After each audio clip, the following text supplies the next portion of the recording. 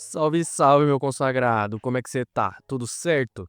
Cara, se ajeita aí na cadeira porque hoje a treta vai ser pesada. A gente vai falar do Jinwoo, o nosso prota brabo que mal começou o dia já tá atrasado, mano. Parece eu e você na segunda-feira, acorda cansado pra caralho querendo fazer nada.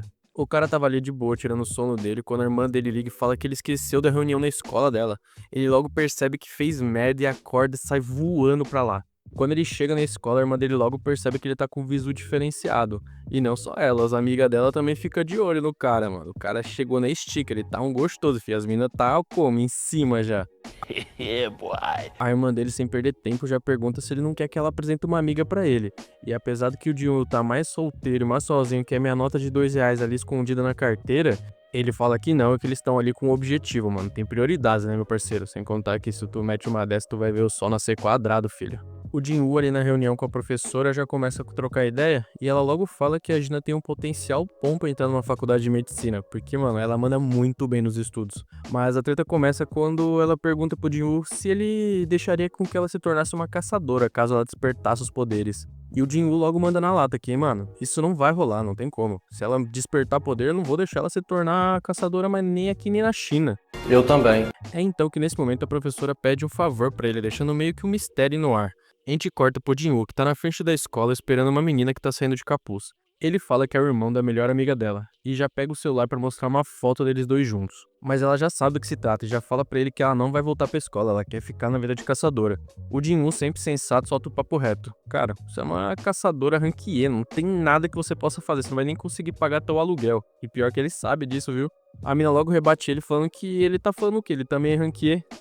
Sabe de nada, inocente. E ele esclarece que ele não tá mandando ela desistir. Só quer evitar que ela se ferre, tá ligado? Tá fazendo a parte dele, mano. Quem avisa amigo é. Enquanto isso, no aeroporto, o Jinshu tá recepcionando Dong-soo, que já chega todo cheio de marra. Ele logo percebe que a associação tá ali pra vigiar ele, e já joga um papinho de quanto tempo ele vai ficar na Coreia. Mas isso não engana não, mano. Dá pra perceber que tudo que ele veio fazer é vingar a morte do irmão dele, mano. E a equipe de vigilância da associação já tá de olho nele. Os caras sabem que ele veio com sangue no olho pra matar o Prota e o Jin. A gente corta pro Choi e pro presidente da associação que estão discutindo sobre os monstros da ilha Jeju, que estão evoluindo de forma bizarra. As formigas estão começando a criar asas tentando cruzar o mar para chegar até o continente, mas por sorte eles ainda não conseguem ir muito longe. O Choi fica bolado porque se os bichos continuarem nessa evolução, vai dar ruim pra geral. A gente volta pro Jinwoo, que tá de boa esperando perto do portal junto com outros caçadores. Ele se encontra com o Sang, que logo nota que ele veio acompanhado com mais alguém. E a parada fica interessante quando a gente descobre que o Prota pediu pra ele participar dessa raid. E o time não podia ser melhor, porque um portal de Rank C acabou de surgir ali. E aí do nada surge um cara botando uma banca. O Jinwoo não faz ideia de quem seja esse cara, mas o Sang logo esclarece que ele é um caçador classe A e vai servir de tanque pro grupo. Tá aí beleza, mas o cara chega cheio de arrogância pra cima do Jinwoo, diminuindo ele e a mina que ele levou junto. Mano, mal sabe ele que se o nosso prota quiser, bota ele pra jogar no Vasco, filho. O Sang explica que a equipe tem 10 caçadores e metade deles é rank B. Um dos assistentes já avisa o prota pra deixar o trabalho pesado pros veteranos, porque a maioria dali é novata. Então eles entram no portal e de repente a parada fica estranha. O portal do nada muda de cor pra vermelho e geral entra em pânico. E o prota logo percebe que não é uma situação normal e que na real eles estão ferrados. Ele até tenta sair e pedir pro Sang chamar reforços, mas já é tarde. Quando ele se dá conta, ele é sugado de volta pra dentro do portal. Baek, que estava de olho na missão, fica chocado com o que aconteceu e resolve investigar. Enquanto isso, dentro do portal, a equipe toda tá perdida. O Shu, aquele tanque chato e arrogante, é o primeiro a perceber que estão no portal vermelho e já dá um esporro em geral. O Jinwoo explica que eles perderam todo o contato que eles tinham com o mundo exterior e a única saída é derrotar o chefe ou esperar o portal se colapsar e abrir. E para piorar a situação, um dia dentro do portal equivale a 1 hora no mundo exterior. Se eles ficarem presos, eles podem passar meses ali dentro. E é então que, sem aviso nenhum, um ataque surpresa acontece. Uma flecha atravessa o peito de um caçador rank C e já bate o desespero em geral. A Song Li, que veio junto com o Jinwoo, quase vai de arrasta ali, mas ele consegue salvar ela no reflexo. O tanque logo percebe que são elfos de gelo que estão atacando lá de cima. O prota logo saca que eles estão mirando nos mais fracos primeiro. Esses elfos não são só monstros burros, mano. Eles são atiradores que têm planos e estratégias, o que torna a situação ainda mais complicada. Em meia muvuca, o tanque quer bancar o líder e já puxa a responsa. Ele fala que só quem for rank B no mínimo pode ficar no grupo dele. E o resto? O resto boa sorte pra sobreviver aí, amigão. Cacete nele! Mas é então que uma das pessoas que é rank B por ali decide que vai apostar no Jinwoo. Ela notou que a hora que eles foram atacados de surpresa, ele foi o único que conseguiu ter o reflexo suficiente pra pegar aquela flecha. Ela sabe que o cara no fundo, ele é brabo demais. É então que os grupos se dividem. O tanque segue com a sua turma pela estrada principal indo atrás do chefe da dungeon, enquanto o Jinwoo leva o seu grupo pra floresta.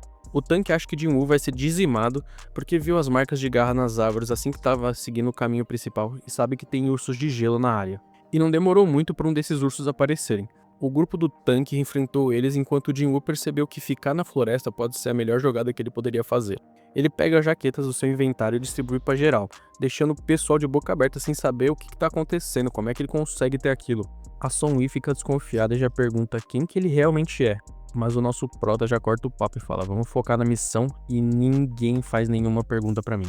Até porque quanto mais ele falar, mais comprometido ele vai ficar. Jinwoo usa então seu exército das sombras e invade a toca dos ursos para começar um verdadeiro massacre. Os magos revivem os cavaleiros caídos, mas isso consome mana dele. E no meio dessa batalha, a mana dele vai caindo muito rápido. Só que do nada, um urso gigante aparece e dá um trabalho gigantesco. Jinwoo percebe que ele tá quase sem mana.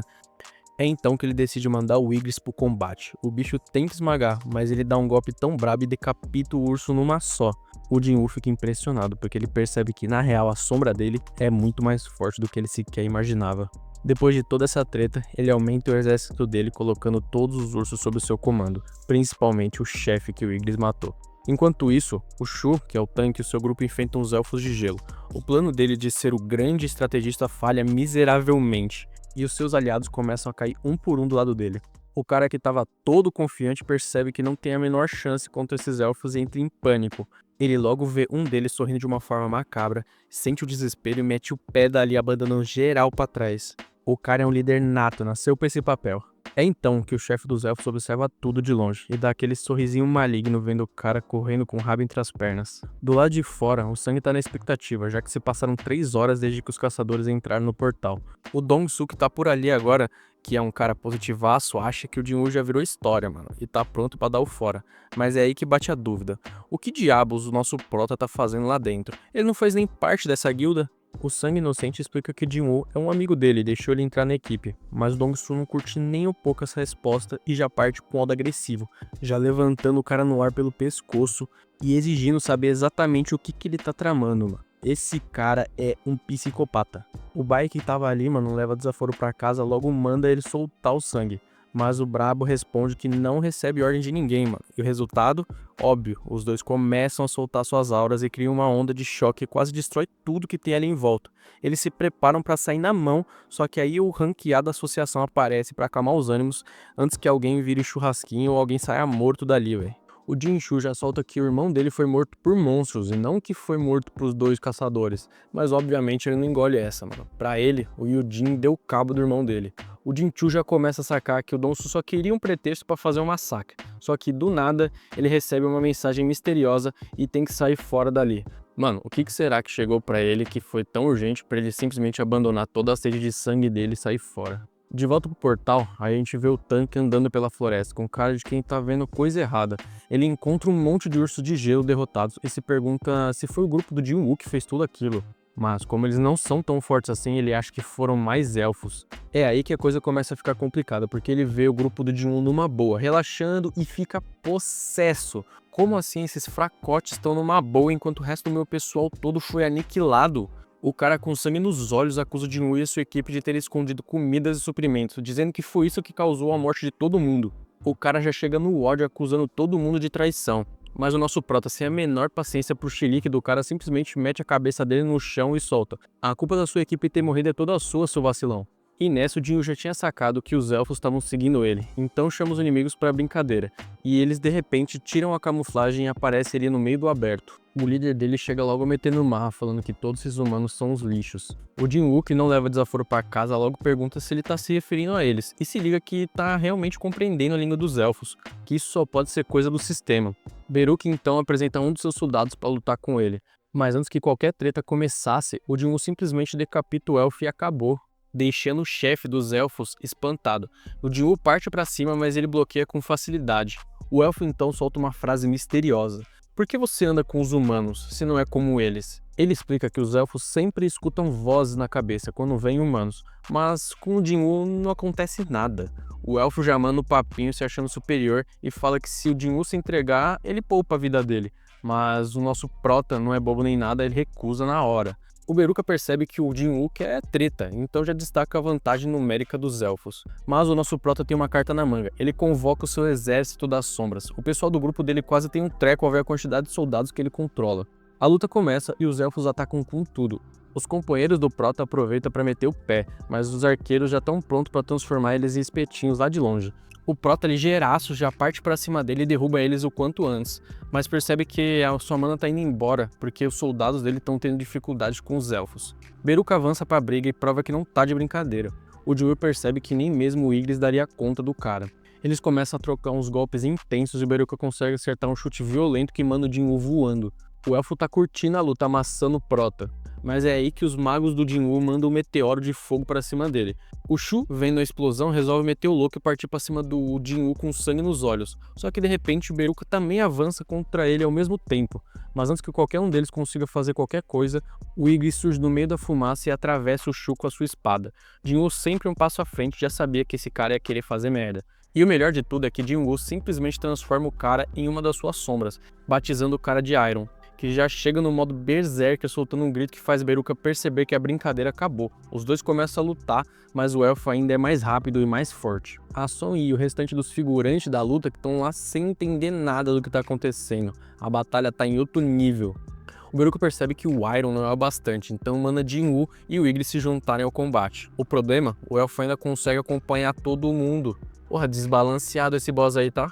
É então que o Iron usa sua provocação de novo. Beruka revida com um golpe devastador, mas Jin-woo acerta ele pelas costas. Só que ainda assim o elfo consegue desviar e não tomar um golpe fatal. O Beruka avança com raiva e o Jin-woo joga sua faca nele, só que na verdade ele erra. E o elfo, sem perder tempo, já começa a tirar uma onda com a cara dele, quando o Jin-woo simplesmente usa a mão do governante para puxar a faca de volta, indo direto para a finalização do elfo. Por um reflexo absurdo, o Beruka consegue bloquear, mas a faca dele quebra.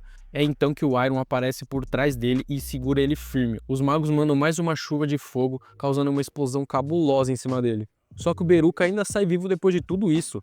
Ele ameaça acabar com tudo, mas é então que o Jin-woo chega com um golpe final. O elfo se recusa a acreditar que ele perdeu, e aí o Iron surge e finaliza ele com um golpe esmagador.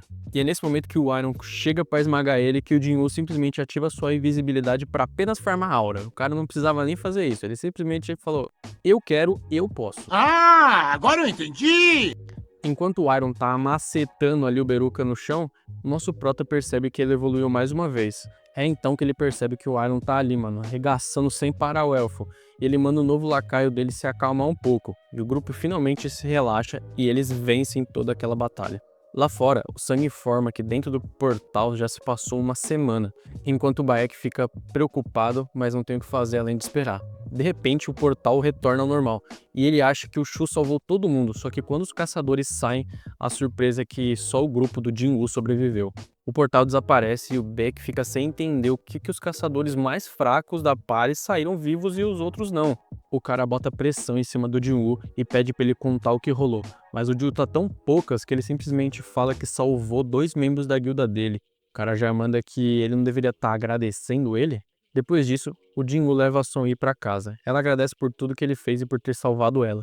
No caminho, ele observa a faca do Beruka e percebe que não conseguiu transformar o cara em sombra.